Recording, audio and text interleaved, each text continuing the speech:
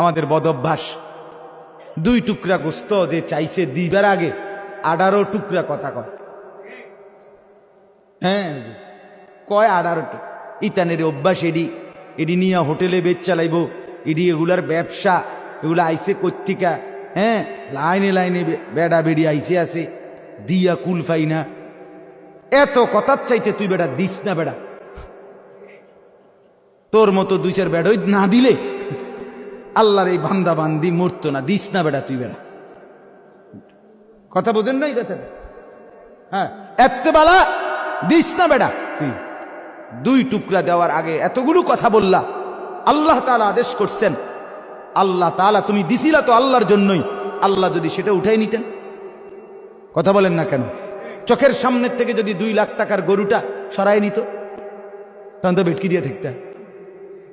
ওমা কি ও কথাবার্তি নাই, একেবারে গোটা গরুটাই নাই। এমনি তো গেছিল 2-4-10 টুকরা, অন্তে গোটা আস্তা গরুই নাই। তখন কি কেরম লাগলো?